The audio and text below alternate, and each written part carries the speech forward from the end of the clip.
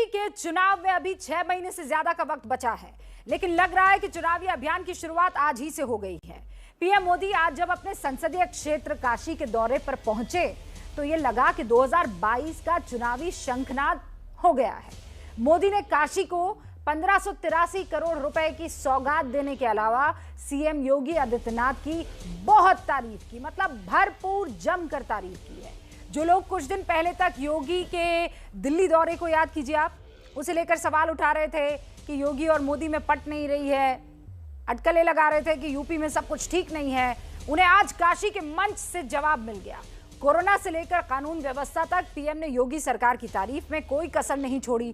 PM ने कहा कि आज यूपी में कानून का राज है, माफिया राज और आतंकवाद जो कभी बेकाबू हो रहे थे उन पर आज कानून का शिकंजा है। बहनों और बेटियों की सुरक्षा को लेकर माँ बाप हमेशा जिस तरह से डर और आशंकाओं में जीते थे, वो स्थिति अब बदल गई है।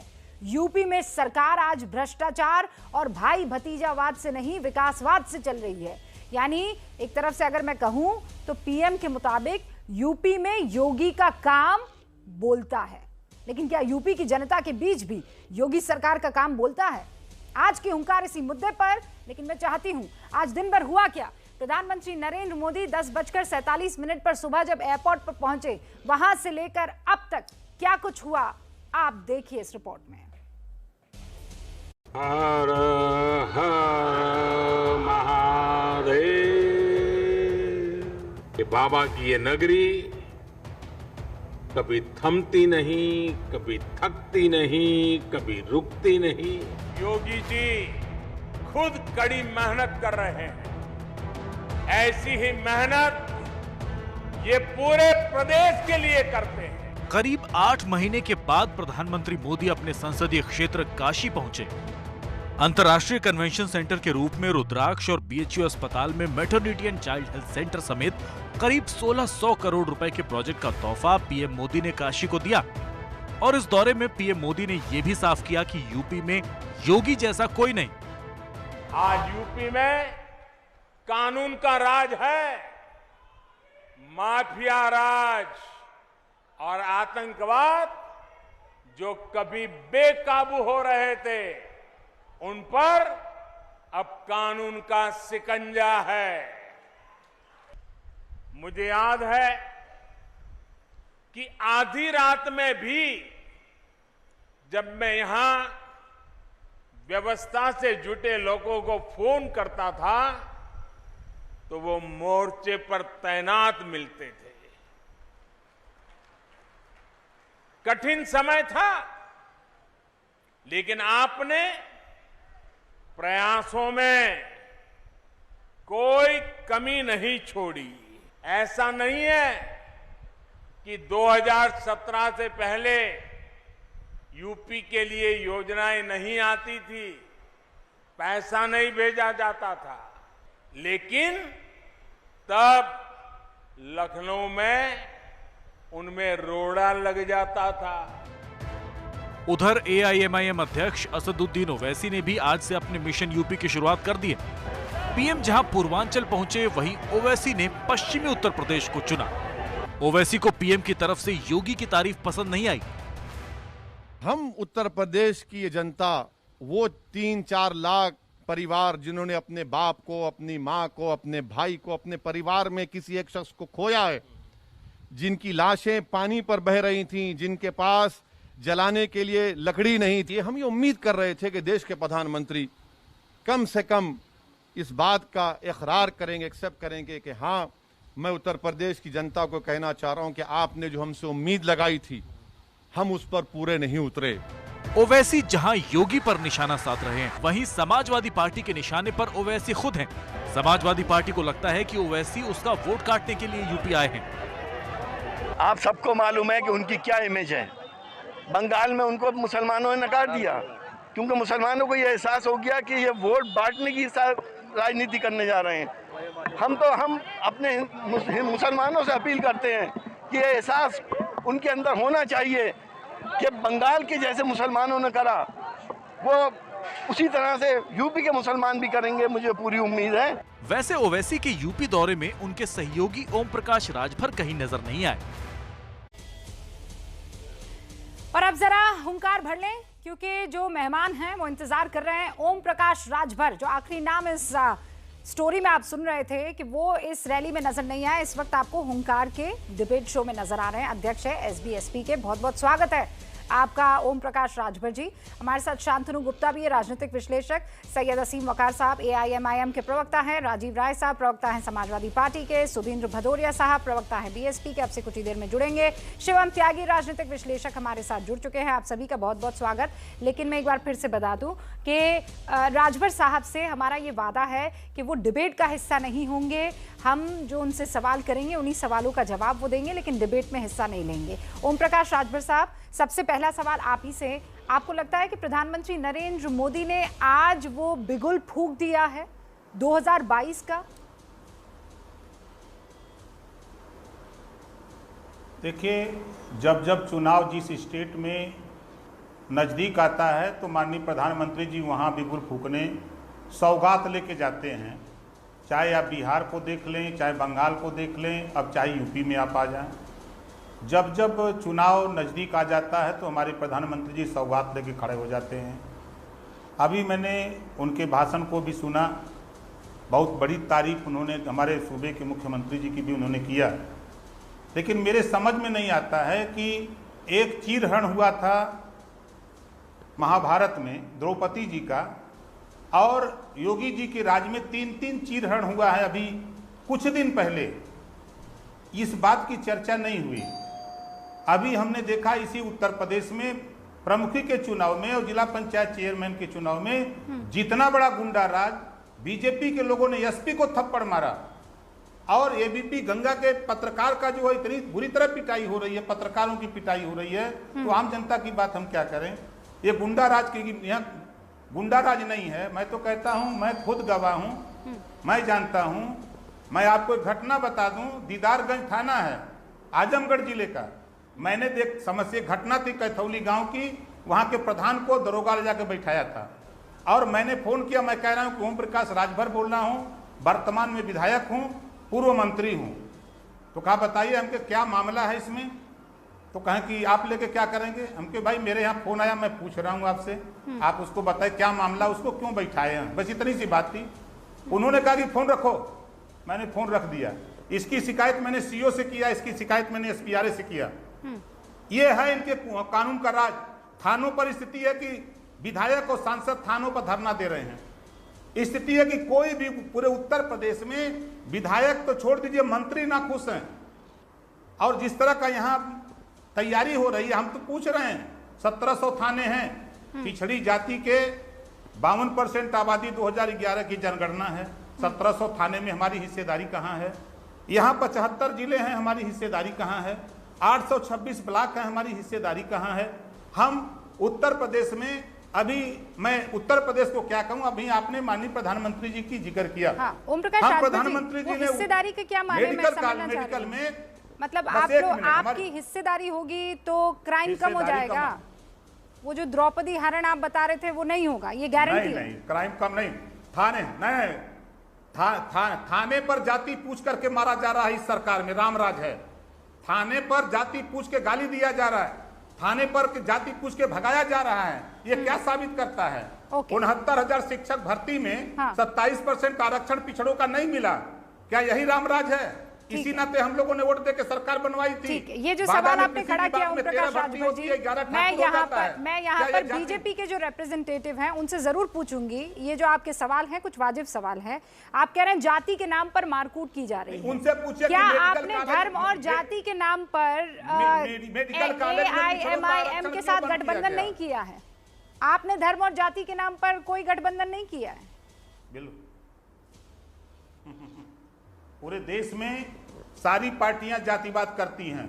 सारी पार्टियां जाति के नाम पे संगठन, जाति के नाम पे टिकट, जाति के नाम पे मंत्री, जाति के नाम पे मुख्यमंत्री, सारी पार्टियां करती हैं। अगर ओम प्रकाश राजभर, हम ओवैसी को ले लिए, कुशवाहा को ले लिए, पटेल को ले लिए, प्रजापति को लिए, पाल को ले लिए, अर्कवंशी को लिए, बारी को लिए, बंजारा को लिए, राजभर को लिए, चौहान को लिए, बिंद को, कश्यप को लिए, तो हम जातिवाद करते हैं। ये उपेक्षित जातियां अपना हिस्सा मांग रही हैं तो हम जातिवाद हो रहा है। वो करें तो रासलीला, हम करें तो हमारा करेक्टर ढीला। नहीं नहीं, मैं तो आपके कैरेक्टर पर कोई सवाल नहीं उठा रही हूँ। मैं सिर्फ ये जानना चाह रही हूँ कि आप जिस आईने में देखकर ये कह रहे हैं कि गड़बड़ी है, उस आईने में कहीं आपका चेहरा भी तो नहीं है? बिल्कुल है। हम तो चैलेंज देते हैं, अगर मैं गड़बड़ हूं तो बाबा साहब डॉक्टर अंबेडकर ने संविधान में नार्को टेस्ट की व्यवस्था दिया है। हमारा सबसे पहले नार्को टेस्ट करा लिया जाए हमारा, उसके बाद उत्तर प्रदेश में जो अपने को बहुत पवित्र मानते हैं, आप पहले क्यों सरकार के पास गए? ऐसा क्या हुआ कि सरकार से आप रूठ गए और अब कभी वापस वही सरकार आपको कुछ ऐसा दे दे तो आप दोबारा नहीं जाएंगे उनके पास? ये गारंटी है? उसी बाबा साहब अंबेडकर के संविधान पर हाथ रखकर आप बोलने वाले लोग। हाँ, तो आप ये कसम खाते हैं ना कि इन झूठे लोगों के साथ आप कभी भी नहीं जाएंगे जिंदगी में। अब ये झूठे लोग हैं, नहीं जाएंगे।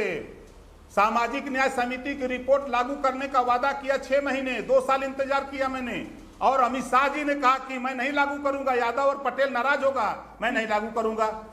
अब वो मेरे लिए नहीं था, क्योंकि जो बंजारा है, पाल है, बघेल है, बहेलिया है, कश्यप है, बिंद है, राजभर है, प्रजापति है, पाल है, इसके भी बच्चे सिपाही बनते, दरोगा बनते, चपरासी बनते, इसके भी बच्चे जाते तो इनका परिवार सुधरता, इनकी माली हालत ठीक होती। हाँ। लेकिन इनका हिस्सा लूटा जा रहा है। आज इनके हिस्से दिलाने के लिए बीजेपी ने वादा किया हमको, और इसीलिए प्रदेश में इन्होंने कहा कि हम समान शिक्षा, अनिवार्य शिक्षा और फ्री शिक्षा देंगे। आपको पीड़ा हुई और आपने बाहर का रास्ता अपना लिया।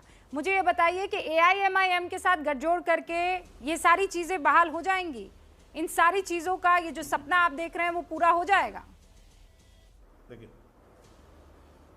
देखिए, ये हम जानते हैं कि चाहे ओवैसी जी हो, चाहे कुशवाहा जी हो, चाहे पाल जी हो, चाहे रघुवंशी जी हो, चाहे बंजारा हो, चाहे बहेलिया हो, हाँ। चाहे प्रजापति जी हो, जितने हम लोग हैं, हम लोग गठबंधन किए हैं। बाबा साहब डॉक्टर अंबेडकर ने एक सिस्टम दिया है, उस सिस्टम में लोकतंत्र में चुनाव लड़ करके अपनी बात सदन में रख करके हम अपने लोगों को लाभ पहुंचाने के लिए गठबंधन हम किए हैं। हाँ।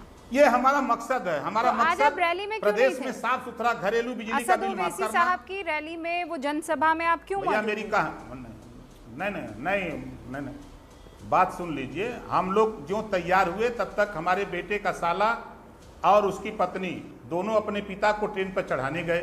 हाँ। और चढ़ा करके आए और संजोग से उसकी गाड़ी मलेक्ट्री के एरिया में बिगड़ गई और उसके बाद उसका फोन काम नहीं कर रहा था। फिर उसके बाद उसके पिता परेशान, फिर फोन किए बेटे के पास, फिर फोन हमारे यहाँ आया। हम लोग 4 घंटे रात को जगते रहे। हाँ। अपने सिक्योरिटी को लेकर हम लोग सड़कों पर घूमते रहे। 3:30 बजे वो लड़का, फिर हमको जब गाड़ी बनी उस एरिया से निकला, तब हम फोन किया हमारे बड़े बेटे अरविंद को कि हमारी गाड़ी खराब हो गई थी, हम लोग उसी को बनाने में हमको इतना टाइम लग गया। तो अरविंद ने कहा कि बताओ पूरा सारा सब लोग परेशान हैं। तो हम लोग उसी को लेकर के 4 बजे तक जगे हैं। 4:30 बजे जाकर के हम लोगों को होश हुआ है कि हो क्या गया उस लड़की को। अच्छा, इस नाते हम चूंकि जाने को तो हम तैयार थे। तो फिर आप सो गए मतलब? लेकिन 4:30 बज गया। जब असद ओवैसी रैली कर रहे थे तब आप सो रहे थे? अरे भैया मैं सो नहीं रहा था। फिर अब 4:30 बज गया भोर हमको, तो फिर 4:30 बजे के बाद हम वहां कैसे पहुंचेंगे? हम लखनऊ हैं। अच्छा, आप पहुंच ही नहीं पाए। परिवार की दिक्कत की वजह से आप जनसंवाद नहीं कर पाए, ये कह रहे हैं ना आप? नहीं, जी। हाँ, तो मतलब जनता पर परिवार भारी पड़ गया? जनता पे नहीं। अब देखिए, वहां कई चीजें जब आपके ऊपर भी ये घटनाएं होंगी तब आपको भी समझ में आएगा कि एक तरफ 2 घटनाएं समझ, या तो एक्सीडेंट हुआ या तो अपहरण हुआ। हाँ। अब दोनों चीज को लेके हम लोग भ्रम की स्थिति में पड़े। अब लगे उसकी तलाश करने। जब हम लोग जब हर आदमी परेशान हो जाता है, उस परेशानी को झेल करके जब हम लोग लगभग 3:30 बजे, कभी ऐसी कोई परेशानी में आप फंसे और मैं शुक्रगुजार हूं ऊपर वाले की, उस परेशानी से आप जल्दी निकल कर आ गए। पर मैं ये बस जानना चाह रही हूँ कि अगर चुनना पड़े जनता से मुलाकात और परिवार, तो आप पक्का परिवार चुनेंगे, जनता को बाद में निपटेंगे? देखिए, हम ठीक रहेंगे तो समाज की भी सेवा ठीक करेंगे। हम जिंदे नहीं रहेंगे तो समाज की सेवा क्या करेंगे?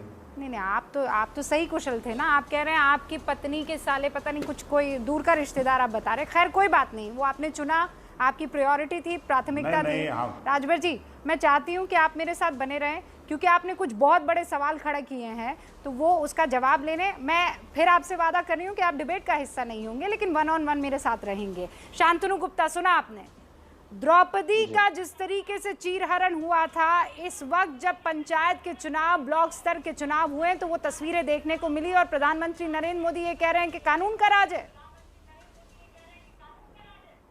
रूबिका, मैं आपके साथ उस दिन डिबेट में था और हमने देखा कैसे लखीमपुर में जो घटना हुई, पूरे थाने को निष्कासित कर दिया गया और जो निर्दलीय उम्मीदवार के लोग थे जिन्होंने घटना करी थी उनको भी पकड़ लिया गया।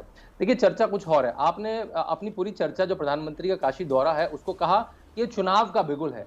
देखिए, प्रधानमंत्री 24 बार पिछले 7 साल में रूबिका जा चुके हैं काशी का, 24 बार चुनाव था। राहुल गांधी अमेठी कभी नहीं गए 10 साल में, अब अमेठी की जनता ने उनको वायनाड बता दिया। बड़ी बड़ी स्टार कॉन्स्टिट्यूंसी देखी है हमने रायबरेली देखा है। समाजवादी पार्टी के मुखिया आजमगढ़, उनकी कॉन्स्टिट्यूंसी 6 घंटे का रास्ता है, वो 6 घंटे का रास्ता नहीं तय करते हैं, आजमगढ़ नहीं जाते हैं। योगी आदित्यनाथ आजमगढ़ चले जाते हैं, योगी आदित्यनाथ कोरोना के दौरान इटावा चले जाते हैं उनके गृह प्रदेश, वो नहीं निकलते हैं। देखिए, हर चीज को चुनाव से जोड़ना हमारी आदत पड़ गई है, और अगर हमें चुनाव से जोड़ना भी है तो अच्छी बात है ना। कोई कह रहा है मैं राजभर हूं इसलिए मुझे वोट दो, कोई कह रहा है मुझे यादव हूं इसलिए वोट दो, कोई कह रहा है मैं मुसलमान हूं इसलिए वोट दो। योगी आदित्यनाथ और मोदी क्या कह रहे हैं? मैंने भी काम किया है, मुझे वोट दो, मैंने सड़क बनाई इसलिए वोट दो, मैंने कानून की व्यवस्था अच्छी करी इसलिए वोट दो, मैंने जापान के साथ इतनी संधि करी है, जापान से रिश्ते सुधारे इसलिए मुझे वोट दो। काशी तो क्योटो बन गया है क्या? चुनाव से शांतनु, जोड़ते हैं, काशी क्योटो बन गया है तो अच्छी बात है। देखिए, ये बातें कहने में अच्छी लगती हैं, लेकिन जो काशी में पिछले 7 साल में हुआ, अगर आप काशी जाती हैं तो वो अभूतपूर्व है। काशी के घाट देख ले, काशी की गलियां देख लीजिए, काशी में जो तार लटके रहते थे वो देख लीजिए, काशी से अगर एयरपोर्ट से आप शहर पे आएंगी तो वो देख लीजिए, चाहे जो प्रवासी भारतीय दिवस दिल्ली में, बैंगलोर में हुआ करते थे, वो कैसे अब काशी में आ रहे हैं, जो वहाँ का कालीन उद्योग है उसके कैसे सिंपोजियम हो रहे। काशी, अगर आप किसी काशीवासी से पूछ लीजिए 7 साल में काशी कहाँ से कहाँ पहुंच गया है। ओके, असीम वकार साहब, क्योटो भी बनेगा, क्योटो बनेगा, लेकिन कोई जादू की छड़ी थोड़ी ही है, ये बात तो सच है। मैं इसमें शांतनु के साथ खड़ी हूँ। उन काशी की सड़कों को मैंने भी देखा है, चुनावों के वक्त मैं भी वहाँ गई हूँ। वहाँ का एक एक आदमी ये बात तो कहता है कि कायाकल्प हुआ है। देखिए, मैंने सबको बहुत गौर से सुना, लेकिन आज का जो मुद्दा है कि उत्तर प्रदेश के जो 10 स्मार्ट सिटी सामने आ रहे हैं निकलकर, तो मुझे तो ये लगता है कि जब लोगों के अपनों की लाशों को कुत्ते खाने लगे तो समझो स्मार्ट सिटी बन गया। जब नदियों में आपके अपनों की लाशें तैरने लगे और आप असहाय हो जाएं तो समझिए स्मार्ट सिटी बन गया। जब आपके पास कब्रिस्तान कम पड़ जाए दफनाने के लिए और कोई इंतजाम ना हो तो समझिए स्मार्ट सिटी बन गया। अभी हजरत बोल रहे थे 5 साल की सरकार, बीजेपी के मुख्यमंत्री, बीजेपी के प्रधानमंत्री, और आप सिर्फ और सिर्फ काशी की गलियों और काशी की सड़कों और काशी के घाटों की बात कर रहे हैं, दूसरे शहर का नाम नहीं आ रहा है। तो मैं कहता हूं कि ऐसी सरकार को क्या कहिएगा। तो जब आप एक शहर का विकास कर रहे हैं तो वहीं की जनता आपको वोट दे। 75 जिले हैं उत्तर प्रदेश में, 75 जिले में सिर्फ एक जिले की बात करेंगे आप, और बाकी 74 जिले क्या करेंगे? वो कहां जाएंगे वहां के लोग जिनसे आपने वादे किए थे? दूसरी बात, मुझे अफसोस इस बात का हो रहा है कि आज हम लोग जब सवाल उठाते हैं कि पेट्रोल की क्या कीमत हो गई, डीजल की क्या कीमत हो गई, अरहर की दाल क्या भाव बिक रही है, प्याज क्या भाव बिक रही है, महंगाई कहां पहुंच गई, 450 का सिलेंडर 900 में बिकने लगा, तो ना तो कोई मीडिया वाला हमारा समर्थन कर रहा है, ना कोई पत्रकार हमारा समर्थन कर रहा है, ना कोई एंकर हमारे साथ खड़ा हो रहा है, ना कोई बड़ा ग्रुप हमारे साथ खड़ा हो रहा है। कोई सवाल पूछने वाला नहीं मैडम। इस हिंदुस्तान में जहां 135 करोड़ की आबादी है, इस हिंदुस्तान में जहां 80% लोग गरीब हैं, असीम वकार साहब, अमीरों की बात नहीं कर रहा हूं, 80% गरीब हैं, आपने कभी पूछा कि उनकी नौकरियां चली नहीं?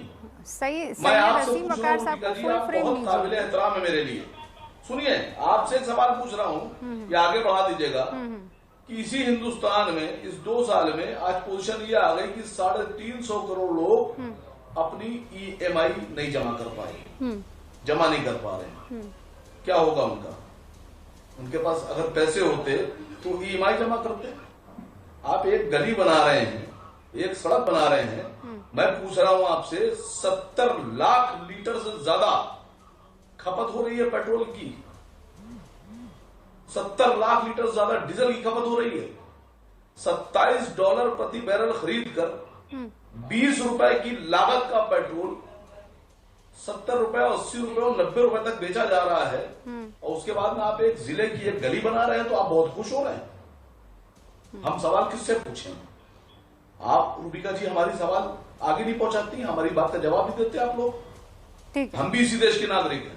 सैयद क्या हमें हक नहीं अपने सवाल पूछने का?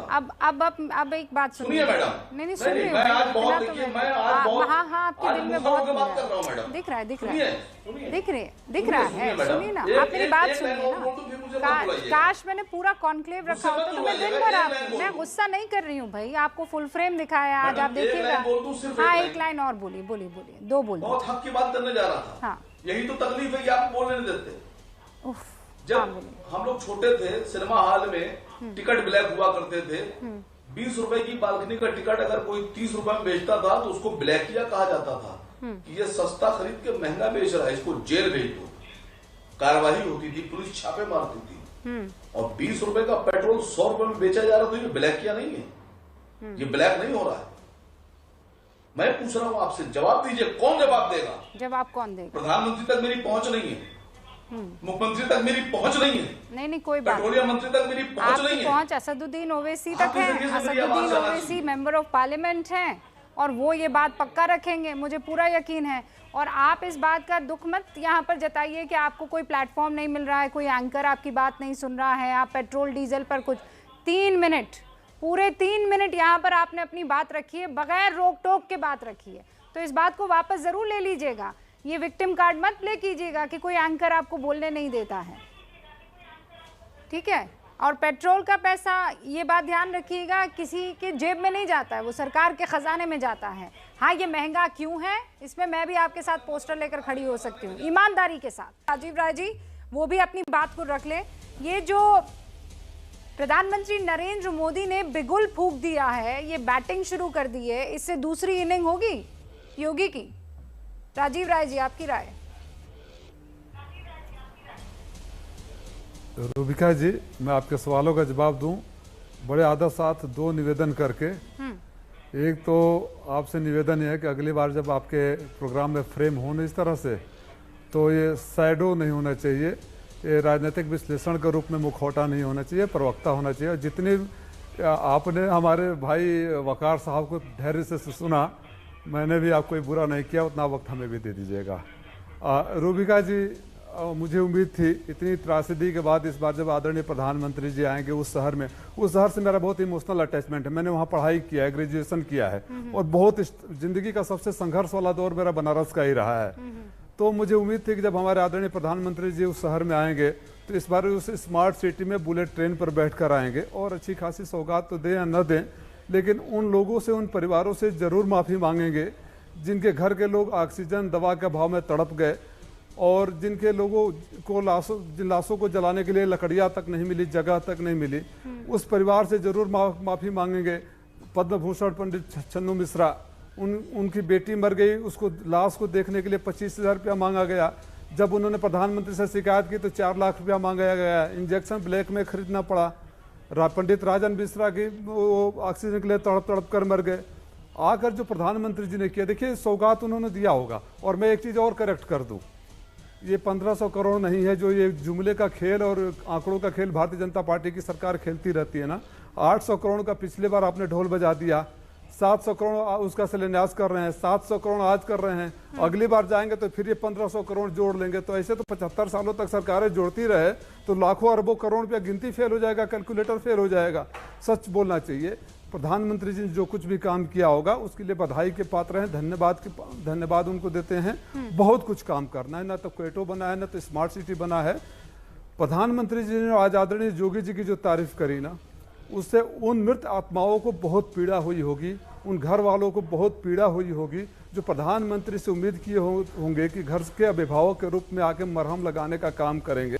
लेकिन जिस व्यक्ति की वजह से लोग तड़प तड़प कर मरे, जो दुर्दशा हो गई वहां, उसकी लगातार तारीफों के पुल गाते रहने से हजारों लाखों लोगों को बहुत निराशा हुई है, बहुत पीड़ा हुई है, मुझे भी हुई है। अच्छा। दूसरी बात, प्रधानमंत्री जी कह रहे थे कि चारों तरफ सड़कों का जाल बिछ गया है। हाँ, मैं उसी पे आ रही थी। राजीव त्यागी जी, आप माफ कीजिएगा, राजीव त्यागी जी की तो आत्मा को शांति मिले, उम्मीद करती हूँ कि वो स्वर्ग में होंगे।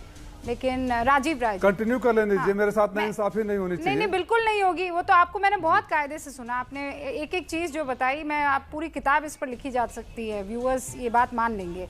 मुझे बस इतना बता दीजिए, आप कह रहे हैं कि प्रधानमंत्री जी बोले उतना ही बोलूंगा, किताब में लिखा। आपका दिल से जुड़ाव है इस जगह से जहां प्रधानमंत्री नरेंद्र मोदी पहुंचे। अब दिल पर हाथ रखकर बता दीजिए कि बदलाव नहीं हुआ है। काशी की जनता आपको सुन रही होगी। राजीव जी, बिल्कुल सच्ची बात बताइएगा। दिल पे हाथ रखकर बोल रहा हूँ। जब मैं पढ़ने गया था तब भी एक काशी का दृश्य था, और जब मैं पढ़कर वहां से निकला तब भी बदल चुका था, और जो बीच बीच में जितनी बार काशी गया हूँ बदला है, और इस बार भी बदला है। इस बार भी बदला है। एक तरफ जैसे चकाचौंध वाले दिख रही है, तो वहीं 50,000 बुनकर, उनके लूमों में पानी घुस गया है, घरों में पानी घुस गया है, खाने बगैर मर रहे हैं। उस बात से आगे भी बढ़ा जाए, प्रधानमंत्री जो बातें कह दी हैं, जो कहे तो आप ये कहेंगे, नहीं, फिर तो आप ये कहेंगे कि ये हुआ है लेकिन ये बिगड़ गया है। प्राकृतिक आपदा की वजह से अगर कुछ हो जाता है तो इसका मतलब ये थोड़ी है कि जो काम हुए हैं, जिस तरीके का डेवलपमेंट हुआ है, उस पर सच्चाई से आप नहीं बोलेंगे। मतलब इतना तो आपका दिल होना चाहिए ना, कि बड़ा दिल होना चाहिए कि अगर अच्छा काम हुआ है तो तारीफ होनी चाहिए। चूंकि आपने इतने आरोप लगाए हैं, असीम वकार ने इतने आरोप लगाए, मैं चाहती हूँ कि शिवम त्यागी एक बार जवाब दे देना। आपको कंप्लीट नहीं करने दे रही हैं आप। नहीं, मैंने आपको इतना मौका दिया। रूबिका लियाकत जी, ऐसा मत कीजिए। रूबिका लियाकत जी, रूबिका लियाकत, आप अपनी घड़ी देख लीजिए ना। रूबिका लियाकत जी, आप अपनी घड़ी देख लीजिए। आपकी और मेरी घड़ी देख लीजिए, वक्त एक ही बताती है। मुझे उन सेंटेंसों को कंप्लीट मैंने पूरा मौका दिया है आपको। अब जरा मैं चाहती हूँ कि उसका जवाब ले लूं। राजीव राय जी, जवाब ले लेने दीजिए। शिवम त्यागी, सवाल सुन लेते तब तो जवाब देते ना, सवाल सुन लेते तब जवाब देते। रूबिका जी, मैं सबसे पहले राजभर जी के आरोप से शुरू करूंगा, जिन्होंने कहा कि पिछड़ों का रिप्रेजेंटेशन नहीं है। मेरे देश के आदरणीय प्रधानमंत्री ही इस देश के किस जाति से आते हैं? पिछड़े से ही आते हैं। आपको गर्व नहीं होता क्या? मुझे तो होता है। मेरे देश के राष्ट्रपति किस जाति से आते हैं? आपको गर्व नहीं होता क्या? मुझे तो होता है।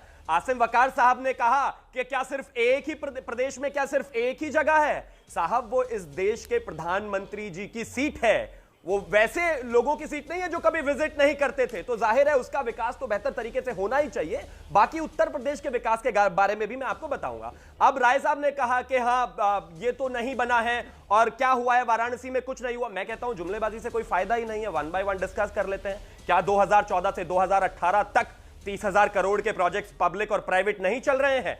क्या वहां पर 75 बिलियन रुपए से 514 किलोमीटर जो सड़कें बन रही हैं उनके लिए नहीं लगे? सुन लीजिए, सुनिए, आपके बस की जवाब देना नहीं है तो विश्लेषक और वो छोड़ दीजिए।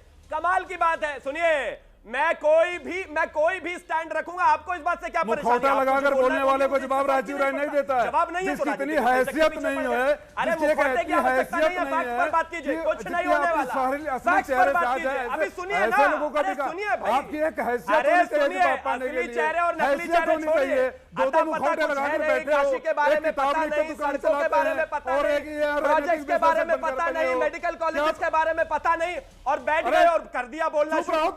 मिनट चाहिए 4.5 और बातें कुल 3 भी नहीं है बोलने के लिए। अरे भाई, मिनट चाहिए 4.5 और बोलने के लिए 3 बातें नहीं है। सुनिए, इससे कुछ लाभ नहीं होने वाला, और ना मैं कैरी में होने वाला। बेहतर होगा अगली बार जब आए तो कुछ तथ्य लेकर आए।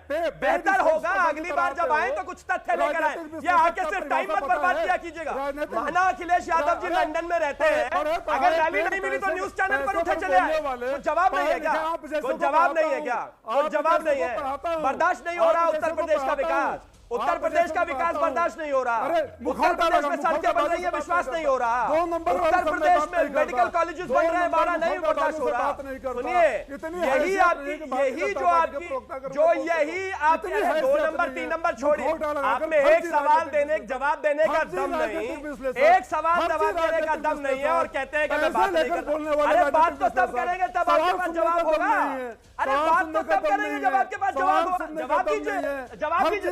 ये क्या जुमलेबाजी करते रहते हो? सवाल है, अरे 3.5 मिनट बोले, 3.5 मिनट बोले ना, और 1 मिनट में ही आप उछलने लगे तो कैसे चलेगा ऐसे? सुन लीजिए ना, थोड़ी देर और रख लीजिए, कुछ और डेटा है आपके शब्दों पर, थोड़ा और नमक लगा देंगे। सुनना चाहते हैं और नमक लगा देंगे, सुनना चाहते हैं थोड़ा और सुन लीजिए, ये समाजवादी, ये Akhilesh Yadav and family private limited का काम नहीं है, ये प्रदेश की सरकार का काम है और यहाँ पर काम हो रहा है, इसीलिए आपको दर्द है और ये दर्द होना चाहिए। विपक्ष में ये दर्द होना चाहिए, बेहतर होता है जनता के बीच में जाके अपनी चीजें बताते, तो शायद कुछ आ जाता, जिला पंचायत में कुछ आ जाता, होता कुछ कहीं और आ जाता, ब्लॉक प्रमुखी में कुछ आ जाता, उपचुनाव में कुछ आ जाता।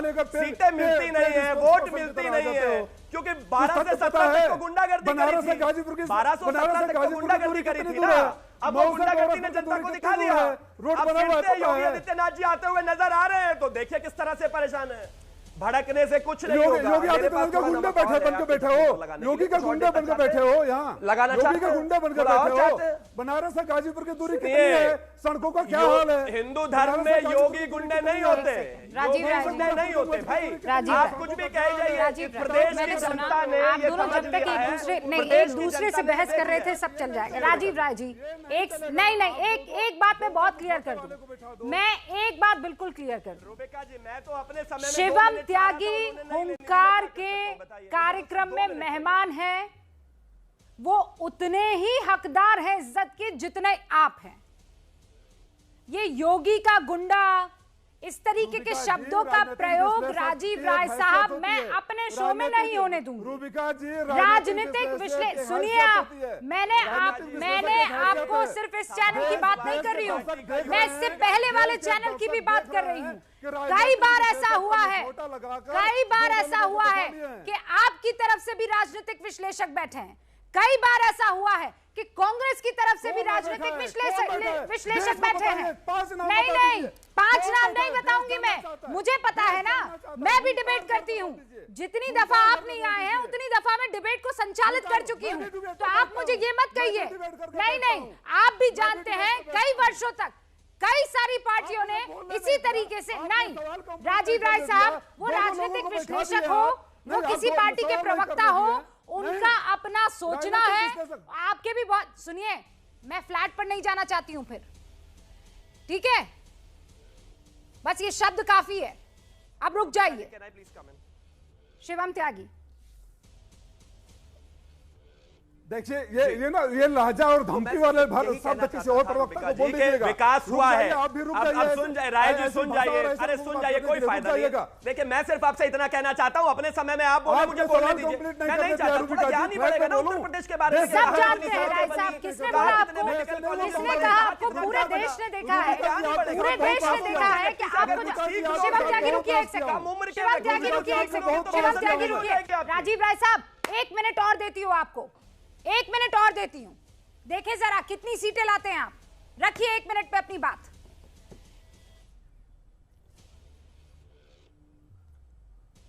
On set timer 1 minute. मैं आपके साथ बहुत बहस कर चुका हूं और रूबिका जी बहुत बहस कर चुका हूं, ये मेरा रूप नहीं देखा होगा, इस फ्रस्ट्रेशन को भी समझिएगा जब बोलने नहीं दिया जाता है। प्रधानमंत्री जी बोल रहे थे कि सड़कों का जाल बिछ गया है, सड़कों का जाल बिछ गया है। 4.5 साल में 28 महीने में हमने एक्सप्रेसवे बना दिया।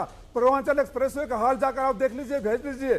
बनारस से गाजीपुर की दूरी जिस रास्ते में चलकर मैं गांव जाता था, 4.5 साल में नहीं बन रहा है। मेरे लोकसभा मऊ से दोहरी घाट होकर गोरखपुर मठ तक चले जाइए अगर रास्ता नहीं बन रहा है। और कानून व्यवस्था की बात कर रहे हैं, कई महिलाओं की सड़कें साड़ियां खींची जा रही है, टेटावा में एसपी को थप्पड़ मारा जा रहा है, लखनऊ में उनका विधायक बैठा हुआ है, तो कहीं किडनैपिंग हो रही है, कानून व्यवस्था है, हाथरस में बेटी को जला दिया जाता है, ग्रुप रेप होता है, रातों रात बांदा में रिपोर्ट बदल दिया जाता है। इस कानून व्यवस्था की तारीफ कर रहे थे, टू द पॉइंट बात बोल देते थे, टू द पॉइंट जवाब होता। बस बहुत सारी बातें हैं, फिर अगली बार बोलूंगा।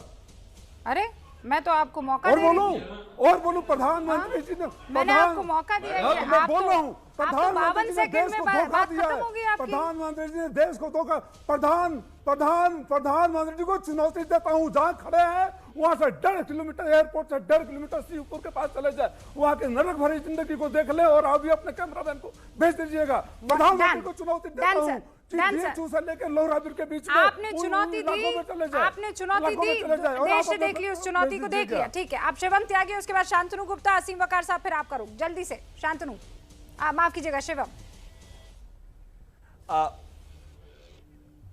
राजीव राय जी, जुमलों की उम्र और रिटॉरिक्स की उम्र बहुत छोटी होती है, तो 1 मिनट भी आप लगे नहीं, लेकिन मैं इतना कहना हूं कि गड्ढे गड्ढे लेकर तो शायद एबीपी न्यूज वहां तक ना पहुंच पाए, और पहुंच भी पाएगा, जरूर दिखाएगा, लेकिन इतना जरूर है जो वेबसाइट पे है, जो सड़क पे है, वो साफ दिखता है। आप मुझे एक चीज बताइए कि वाराणसी से इलाहाबाद नहीं बनी क्या सड़क 4 लेन? वाराणसी से आजमगढ़ नहीं बनी, वाराणसी से सुल्तानपुर नहीं बनी, वाराणसी से अयोध्या नहीं बनी? जहां पर सब बैठे हैं, जहां पर एबीपी का स्टूडियो स्थित है, वहां से निकल जाइए आप पूरा। और अब इंपॉर्टेंट चीज पर आते हैं, आपने कहा उत्तर प्रदेश में, अब फिर बीच में शुरू हो गए आप। मुझे समझ में नहीं आता कि आप इतना इंपेशेंट क्यों है। जब बोलने के लिए 1 मिनट मिला तो शब्द खत्म हो गए, अब मैं बोल रहा हूं तो फिर एकदम से उछलना शुरू। मैं आपको बड़ी शालीनता से कहना चाहता हूं, उत्तर प्रदेश में 13 मेडिकल कॉलेजेस बने, 8 रिज्यूम हुए हैं, जाकर देखिए। उत्तर प्रदेश में अगर आज शिक्षा की सिचुएशन को बेहतर करने की कोशिश की जा रही है तो वो आपके सामने है। उत्तर प्रदेश में 2017 से 2021 में आज हम आ गए हैं। मैं कहता हूं प्रदेश और देश में एक भी रेप होना दुर्भाग्यपूर्ण है, लेकिन 28% कम हुए कि नहीं हुए? उत्तर प्रदेश में आप गुंडागर्दी की बात करते हैं, वो जो प्लाकार्ड लेकर लोगों की तस्वीरें हैं ना, वो भी अभी यहीं पे है। अरबों की जो संपत्तियां इतने बड़े गुंडे गैंगस्टरों की गिराई जा रही हैं, जिनको ददुआ ठेकुआ से लेकर और मुख्तार और तारिक तक, उन लोगों को आज कहां पर है वो आप देख नहीं रहे? उनकी जो घर गिराए जा रहे हैं, जो आपके नेताओं ने बनवाए उनको इतना पैसा खिलाकर, क्या वो गिर नहीं रहे हैं? ये डेवलपमेंट ही है, ये विकास ही है, और ये विकास की धारा ऐसे ही बढ़ती जाएगी। पिछली बार आदरणीय प्रधानमंत्री जी 5,16,234 वोट पाए थे, इस बार आप उसे डबल कर लीजिए। असीम वकार साहब, शुक्रिया। देखिए, आपका बहुत शुक्रिया। मैं बेवजह की कोई बात नहीं करूंगा, मैं सिर्फ मुद्दे की बात करूंगा। मैं जब मुद्दे की बात होती है और आप लोग फ्रीज हो जाते हैं। सैयद साहब, ये ज्ञान जो आपने दिया मुझे, ये 2014 से पहले आपने स्मृति ईरानी को नहीं दिया था, सुषमा स्वराज जी जो मरहूम है उनको नहीं दिया था आपने। कौन सा ज्ञान? ये ज्ञान देती है आप उनको कि जो पेट्रोल के ऊपर जो गैस का सिलेंडर सर पे रख के डांस हो रहा था, महंगाई महंगाई महंगाई महंगाई की बात कर रहे थे, पेट्रोल महंगा, डॉलर के जब रेट ऊपर जाते हैं, रुपया गिरता है, तो कैसे ज्ञान देती? उस वक्त सरकार की आमदनी कम नहीं थी, कैसे ज्ञान देती? अरे उस वक्त प्राकृतिक आपदा नहीं आई थी, उस वक्त कोरोना पर लाखों करोड़ों रुपए खर्च नहीं हो रहे थे, वैक्सीनेशन प्रोग्राम पर सरकार का खजाना यहाँ खाली नहीं हो रहा था, 35,000 करोड़। कैसे ज्ञान देती? कोरोना लाते उस वक्त तो ज्ञान दे पाती ना हुजूर। इतना भी तो समझिए ना, थोड़ा बेसिक BASICS बेसिक थोड़ा वो तो आपको आना चाहिए ना। मैं तो नहीं भागता कहीं, मैं तो आपकी बात ही का जवाब दे रहा था। नहीं, मैं भी आप ही की बात का जवाब दे रही थी। मैं 2014 में ज्ञान तब देती ना जब मुझे ये सारी चीजें एक एक ऐसे फ्रेम में दिख रही होती। आपको नहीं पता है कि पूरी दुनिया में हालत इस वक्त खराब है कोरोना की वजह से? मालूम है कि नहीं आपको असीम वकार साहब? आंखों पर रखता हूँ मैं, आपकी शिकायत सर आंखों पर रखता हूँ, और मैं कोशिश करूंगा कि हर सरकार को वो चश्मा तैयार रखना चाहिए जो मोदी जी देते हैं आप लोगों को। अच्छा, ये चश्मा है? कोरोना आपको लगता है चश्मा है? सरकार को देना चाहिए आप लोगों को। कोरोना आपको लगता है चश्मा है? नहीं मैडम, मैं पेट्रोल प्राइस की बात कर रहा हूँ। मैं मैडम डीजल की बात कर रहा हूँ। नहीं बढ़ा था। मैं मैडम गैस की बात कर रहा हूँ। अरे भाई मैडम सरसों के तेल की बात कर रहा हूँ। मैं आपको इस वक्त अप्राकृतिक आपदा से जिस तरीके के हालात बने हैं उसकी बात कर रही हूँ। मैडम मैं कोरोना की नहीं, मैं कह रहा हूँ कि ये 240 रुपए का जो सरसों का तेल बिक रहा है, 60 रुपए से ऊपर जाकर 60 वाला तेल 240 बिक रहा है, क्या ये कोरोना की वजह से बढ़ गया? बताइए शांतनु जी, क्या ये कोरोना की वजह से बढ़ गया? आप बताइए ना मैडम। आपसे पूछ रहा हूँ। अरे आपको क्या, मैं आपसे पूछ रहा हूँ मैडम। मैं बताऊंगी तो फिर आप कहेंगे रूबिका लियाकत प्रवक्ता बन गई बीजेपी की, है ना? नहीं, वो हमें कहने की जरूरत नहीं मैडम, मुझे कहने की जरूरत नहीं है। नहीं आपको, अच्छा अब आपको कहने की जरूरत नहीं है, आपके दिल में ऐसी बात लिखी हुई है कि जो बेसिक चीजें आपको बता दे और जो आपके कहे मुताबिक ना बोले वो सामने वाला बीजेपी प्रवक्ता, है ना? नहीं मैडम, माफी के साथ शांतनु जी जवाब दीजिए आप। मैं इज्जत करता हूँ आपकी, मैं कह रहा हूँ नहीं सर, अरे कोई बात नहीं, मुझे आपकी इज्जत की भाई कोई जरूरत नहीं है, वो आप अपने पास रखिए, इधर उधर कहीं बांट दीजिएगा, मुझे नहीं। शांतनु जी। रूबिका जी, एक इंग्लिश में कहावत होती है कि जब आपको मैसेज ना पसंद आए मैसेंजर के पीछे पड़ जाए। जो हो रहा है, राजीव राय जी कह रहे हैं तुम कहां से आए हो, तुमने पैसे लिए हैं, शिवम तुम पैसे लेके क्यों आए हो, शांतनु तुम, तो उनको मैसेज से दिक्कत है, इसलिए वो मैसेंजर को शूट कर रहे हैं कि एंकर भी खराब है और पैनलिस्ट भी खराब है। देखिए मैं बात पे आता हूँ, वकार साहब आपकी पार्टी के टीआरएस से बहुत अच्छे रिश्ते हैं, सबको मालूम है। एक बार ओवासी जी से कहिए कि केसीआर जी के पास जाएं और बोलें जो स्टेट टैक्स लगता है ना 35 रुपए का 30 रुपए का पेट्रोल पे, वो हटा दें। जो स्टेट टैक्स लगाते हैं वो हटा दें, पेट्रोल एकदम से 70 रुपए का हो जाएगा हैदराबाद में। आज बोल के आइए और कल आप 70 रुपए का करके दिखा दीजिए। अपने लॉकर की तो पूरी सुरक्षा करेंगे, उंगलियां दूसरी तरफ होंगी। वक्त की कमी है मेरे पास। लेकिन असीम वकार साहब सबसे ज्यादा आज आप ही बोले हैं, उसके बाद भी कहेंगे देखो मुझे कोई सुनता नहीं है, देखो मैं बेचारा मजलूम।